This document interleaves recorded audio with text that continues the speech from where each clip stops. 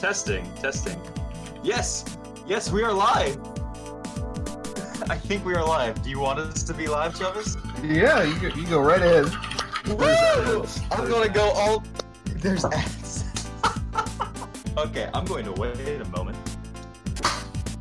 Oh, I see people saying it. Yes, that's probably the people who have ad block. I'm watching you. I know who you are. Hey everyone, how's it going? My name is Lostar, and welcome to Blast the Process. We are raising Sega awareness, all Sega games, all weekend, for the next 3 days, 24/7, 24/3. We will be playing nothing but Sega games here for you. Nintendo gets too much credit. In the speedrunning community, they play, you only see Nintendo games. We are here to show you the things that you've missed, and what you've missed is Streets of Rage, here with Cestpatou. How you doing, friend? I'm pretty good. I'm the only one on this team who got any sleep, which is why I had nothing to do with this accident that just happened. Absolutely nothing. Without any further ado, we can go ahead and get started if you are ready. Of course.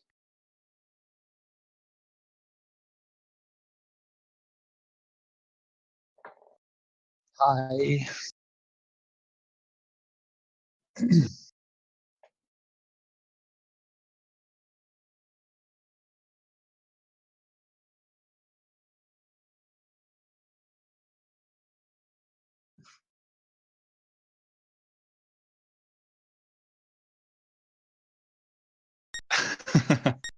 All right. I believe in you. You got this.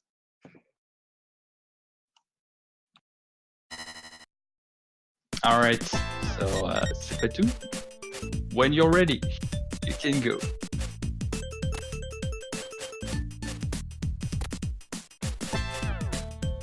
Yeah. So he'll be playing on hardest mode, which is the highest difficulty in this game, and using Blaze because Blaze is obviously the best and the hottest character. Wink, wink.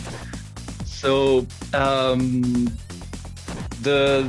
she has a lot of good advantage compared to the others. She's mainly close to Axel in terms of strength, mobility, but she got the range and she got a way much better way to handle enemies.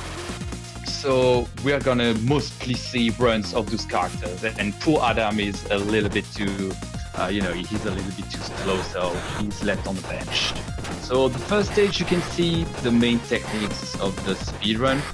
First of all, we don't kill enemies right when they spawn in front of us. We scroll screen at the maximum that we can, so you can pack up all the spawns at the same time. So if you kill an enemy before, the game is gonna set up a sort of spawn clock where enemies will come one by one, and you lose time over that. So what you want to do is to always scroll the screen at the maximum possible, so everyone is popping on the screen at the same time. The first technique that you see being used here is like Blaze is a little bit wobbling on each side of the screen. It's because we can do infinite combos and from both sides in this game, which is the only Streets of Rage you can do that. You can attack from right and left by just pressing the direction as fast as you can while looping your first start 3 hit combos without using the fourth one, which is a knockdown, which is something we hate in speedrun when it comes to beat 'em up. Because if you knock down an enemy, it takes time that the enemies get up, it can evade you and stuff, so you want to kill him as fast as you can, instantly locking him, and the hit stun in this game is pretty good, so it goes really fast. The first boss of the stage is named Antonio. I love to call him Antonio Banderas, which is a thug that scares the streets with his boomerang, but you can't see him in the speedrun because he gets absolutely destroyed by a technique that we use. You can infinite grab people in this game by just grabbing someone, doing the first 2 knees of your combo. You can hold the opposite direction, release the guy, and then grabbing again by turning into this direction again. So that's a cool technique that you can use against the bosses in the game, which makes them a little bit easy. And yeah, the damage that you can take on artists is pretty huge. So we'll try to not get hit in this run. So Cestpatou is going really well for now. For the first couple of first stage and a couple part of stage 2. Also here, there is a cop attack that we don't use a lot, but it's a good clear screen. It's a full clear attack that acts kind of like the bombing special attacks in arcade games, where you see the cop car from eSWAT, another Sega game, that help us by bombing all the screen, which is kind of cool. But it takes a certain amount of time, so we won't use that on a certain screen, because it's really faster to take out all the enemies by groups, by using the infinite. It's way much more safe. And as for the weapons in the game, they are pretty good. Just a little bit hard to master because, you know, it's the first Sega console beat 'em up, completely new IP, so they had to figure it out pretty much everything from the get-go. So the weapon system is okay. Let's put it that way. But it could have been better. You can do extremely huge damage with the knife. It's really fast. The pipe got a good range with Blaze, even a better range with Adam. But yeah, it's another good weapon that you can use. So for the second boss, we used a new strat, another strat to avoid the Garcia annoying us, because the AA is trying to track us and attack us while we loot the boss. So it's a safe way to vault. So it's the action of pressing jump while you are grabbing an enemy, which makes your character pass behind him. But like he's trapped at the end of the stage against the end of the screen, you can do a vault and it will automatically teleport you back on the opposite side. And the AA is confused by that because he thinks you're on the other side. So the AAs go out of the screen, try to check if you are there, and you can continue looting the boss. The boss name was Thouser, which is a Fist of the North Star reference, I guess. I call him Freddy Krueger because he resembles Freddy. The next boss is gonna be Abdidi, one of my favorites, because we have a special strat with him. You gotta see Cestpatou dancing with Abdidi. I think it's a boss that is made from that took inspiration from the wrestler named Ultimate Warrior, but it hasn't been confirmed. So we suppose, because it really looks like it's him. And the weird name Abdidi is the name of one of the developers of the game.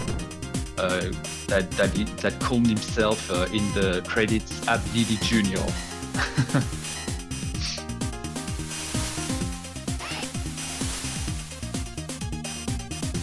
Yeah, that Streets of Rage 1 was the first take, really the first take of Sega on the playground of the golden age of the beat 'em ups.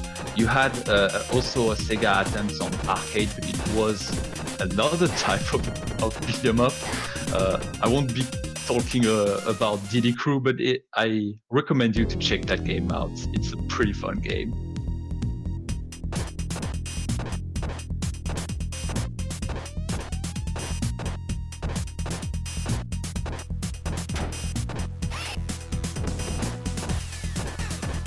Yeah, let's fight Mr. Abedidi.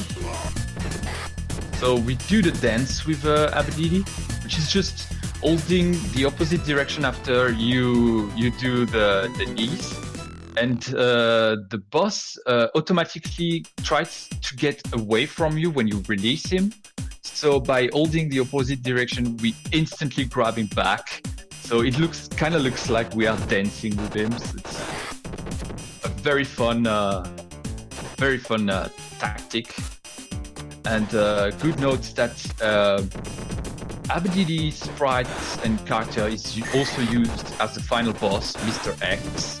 So if it's a resprite with exactly the same functionalities, you know that we can do exactly the same strategy against that boss. So that's a good thing to know. You'll see that at the end of the run. So now we go on to stage 4, which is not one of my favorite, but it's still a very good stage. Being trolled by some AA. The most of the game is pretty straightforward if you manage to control the AA by having a very good position and good infinite. The game doesn't have much RNG compared to the other episodes, to the sequel, and it's a fairly decent speedrun. If you want to know about the RNG, because as a beat 'em up, you're kind of like, oh yeah, the enemies are moving around and stuff, but on hardest mode they pretty much always aggress you, so you won't have the problem of having enemies trying to evade you. So here the police trick. Oh, I remember that thing. You just jump in the pit, so you get a quick death, and you have one more cut point, and you can use that, clear the screen. That's super fast. And one of the most tense screen is the last one before the boss. It's really complicated to manage to hold all the Garcias, the signals, and the Garcias with the knife. It's not very easy. So Cestpatou's gonna try to be to do the best to handle the crowd. Murphy, which is the name we give to the cop, is always a good ally for that. And then we fight the boss, which his name is Bongo. It's just a fat guy running across the screen, spitting fire on us. We can do exactly the same infinite loop on him. It's pretty easy boss. Even casually, you just have to dodge his flamethrower thing, and you just combo on his back. No, that's not a very hard boss, because the notorious quote-unquote boss of this game is Onime and Yasha. You might know them as Mona and Lisa for the US names. The twin boss from stage 5 that are notoriously hard for people. You're gonna see the tactic here used in speedrun is pretty amazing, because we have a trap. We call that a trap glitch. We can grab both of them. You're gonna see that on the boss fight. So we can admire the display of many enemies on screen, which is something that Sega was really proud for that game. A lot of players pointing it out. it goes with some lags, of course. On the original hardware, it lags a lot, but it's pretty good. It's still very good compared to most of the other games. It's pretty impressive what they just did. So here he takes the baseball bat not just because he's having a blast hitting them with that weapon. The girl you see, the Nora's, she's called Nora in the game. When they are colored black, they actually tend to fake cry on the floor when you try to punch them. So they actually get totally invincible while they are doing that, and you basically want to either grab them or use a weapon to get rid of them quickly. Otherwise, they're pretty complicated to beat if you try to punch them all the time. And yeah, the ninjas, the ninjas are a pain in the ass in this game. They can stun lock you with a quick succession of kicks, and they are pretty dangerous in hardest mode. So after a couple of dances with Abedidi, because of course he fell in love with Blaze, he had to take his ticket to the boat to get another dance with her. We continue to move forward on one of the most scary section of the game, with the black clowns. We obviously use the cop because this screen is really hard to handle without that power weapon. And we are almost to the twin boss.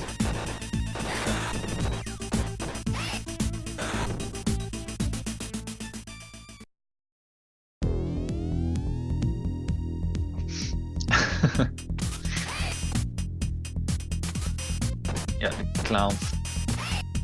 I'm so happy that the clowns didn't make it into the other games, because I hate the clowns in Streets of Rage 1. So basically what's happening for that boss fight is that when you hurt and grab and hurt the first sister, we actually make a setup that forces the other girl to jump into our position. So when we do the knee, we actually trap both of them into a grab, and we can do the double damage on them. So it's a very cool strategy against my favorite boss enemy of the series. Yeah, now we move on to the most boring stage ever. I don't know about you, chat, but to me it's actually my least favorite stage of the game. The factory is pretty dull. Not much variety. It's kind of like the moment in the game where it gets a little bit quiet before more action. And obviously you have a clone of Souther. You fight two Souther on that stage, which is just a clone of the boss from stage 2. Wolverine or Freddy Krueger. Pick your favorite name for him. And also a little detail about the game. I'm telling the name of the characters and the enemies and bosses. Note that they're told into the manual of the game from the Japanese version. So these are the actual real name of the characters in the game, even if you don't see that during gameplay. They only display the life bar of the bosses and not of the simple enemies, which is something that will be changed on the sequel. So Bongo wants some too. We get rid of Bongo. Goodbye, Bongo. We continue. Yeah, not my favorite part of the game. But don't worry. After that stage, we get the elevator fun. One of the funniest parts for people everyone enjoy throwing people down the pit. Trying to read some of the chat. Oh, Factoid sucks. Yeah, see, I knew that. Yeah, the bosses of Streets of Rage 1, unlike you know perfectly their pattern and how to fight them, even without using the techniques that we use in the speedrun, are pretty complicated because they hurt pretty a lot. Like, for example, if Cestpatou got touched by one single kick by the Twin Sister boss, he would lose like 80% of his health bar just with one single kick. So it's pretty hard for people to get used to that kind of difficulty, and that's something that Team Shinobi seem to really like. That type of game that rewards you when you perfectly know it, and that hurts you really bad if you do something wrong. I think it's some of the stamp of the Team Shinobi, which is something you don't see in Streets of Rage 2, because it's a game that was made by other developers. So this is why there is a different gap in terms of gameplay and game design throughout the series. It's because they changed developers and you have the touch of other people. But mainly, if you play a Team Shinobi game, that's gonna be something, an experience that is rather hard, that you have to really know.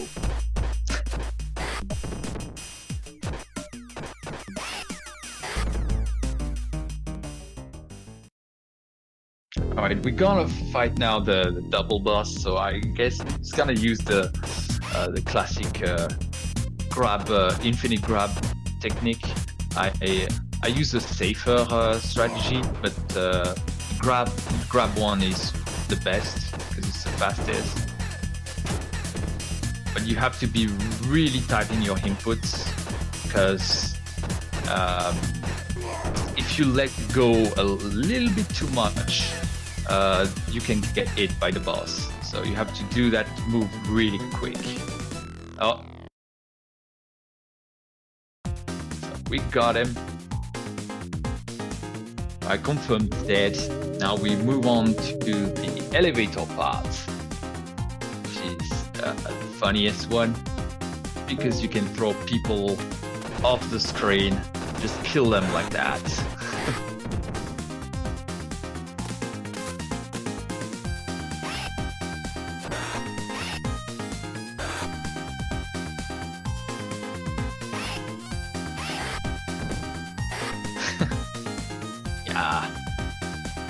Yeah, Adam is the big brother of Skate.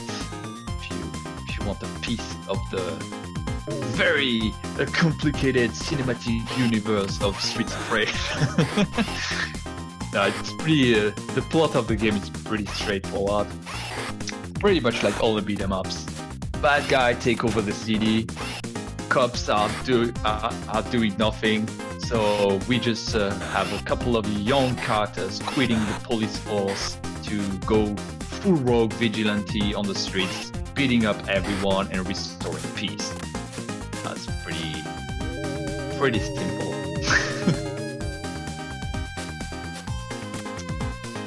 But yeah, I always have that little discussion about the long hallway of stage 8 in this game, which is not very practical for Mr. Rex, if I can say, because if he needs to pee or something like that, this man has to leave his pretty high throne room to get all across that long hallway of punks and moving ghost table, to just take the elevator to get to the toilet and then go back.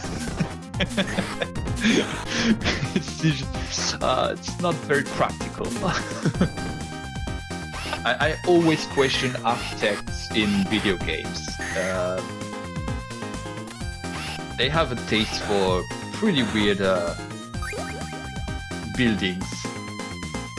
Also, yeah, the last screen of that elevator part is just it's just a little beauty of early 90s Sega games. I didn't mention the music as well. A lot of people really love the music of Streets of Rage, especially 2. I think their boost in a way very good. Even 3, yeah, I say that. But yeah, kinda, it's another style for the third game. You really have to like that style of techno music. The dance, cool dance song is more catchy to people. So, all right. Now we're ready for the longest hallway. And we are pretty good on time. It's a very good run here. Unlike the scrub run that you'll be about to see with my my runs. I'll be commentating my runs and have more fun talking about stupid things than actually showing off something skillful. Don't worry, it's gotta be fun. So basically this stage gimmick is that you lose your cup special abilities. So this time, if you're like that player that always used the cup to get out of a bad situation, quote unquote, beat the boss with the police, now you're in big trouble because this is the classic boss rush in a beat 'em up. So you have to beat all the bosses again on that very long stage and without the cops. So that might be the point where even the best players struggle because they lose that ability to use the bonus. So you have to legit fight them. But it's still fair. It gives you health on each screen after each bosses, so it's okay. So Antonio on his Link versions got beaten. Now we are moving on to Freddy Krueger again, and yeah, all the screens are filled with other punks that try to kill you.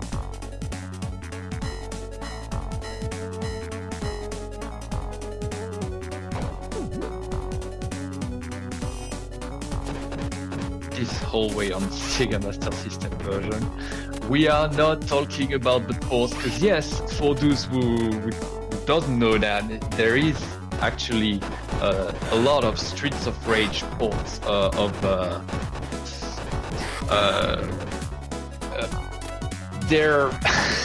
there's something, let's put it that way, it's pretty weird. You have a lot of interesting things, but it's still very bad. you have some how you call that, exclusive bosses in some version. So there is a Sega Master System version of Streets of Rage 1 and 2, even 2, and a Game Gear version of both games as well. They didn't do ports of Streets of Rage 3, and take note that Streets of Rage 2 port on Sega Master System was released very late in '94, which is completely crazy. Like on an already dead console, they tried to make some bugs by making a shitty port of the game. So yeah, good job, Sega. All right, the scary ninjas that can just loop you to death. We had quite some deaths from Cestpatou. It's not a deathless run, so I'll put that on his could have been better, buddy. No, he's doing very, very good. Very fine.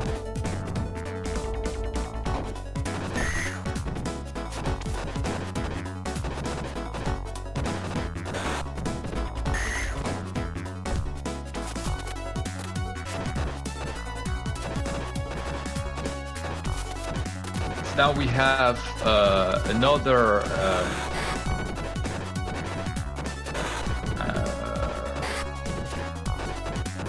I guess we're going for the sisters, yeah, the clones of the sisters. There is exactly the same strategy to set up on the screen. Depending on our position, the sisters gonna just position themselves to start the infinite grab combo that we use. So Cestpatou is gonna take place on the screen, close to the pillar, wait to be chased by the sisters, and then enclench the nice strategy. And then we go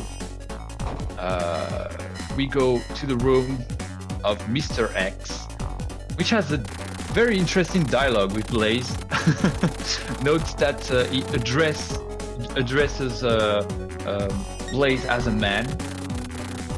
I don't know if he have eye problem or if Blaze is a futa or a she-male. Maybe like Poison. Would you consider becoming my right-hand man? No. No, because it's a trap. If you say yes, the game is just trolling you by putting you back on stage 6, and you have to play again stage 6, 7, and 8 in a row to get back to Mr. X again, and he'll just ask the same question, but you can't loop that because the second time you say yes, he'll instantly start the fight instead of trolling you again. But that's basically the strategy that you use to get more points. You just get back to stage 6 and then you go back here, and normally you get the 99.930 points, which is the maximum point you can do if you do that run. Yeah, that was pretty close to a world record, I guess. Even maybe a world record, I don't know. Time. 29:38. Time.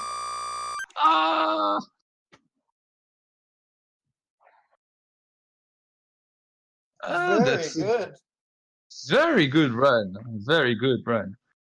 Just a 1-2 problem with some characters, but that was just an amazing run.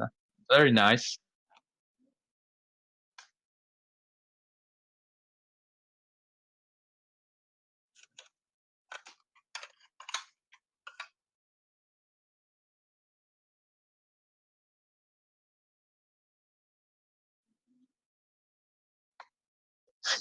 You're welcome. No problem, man.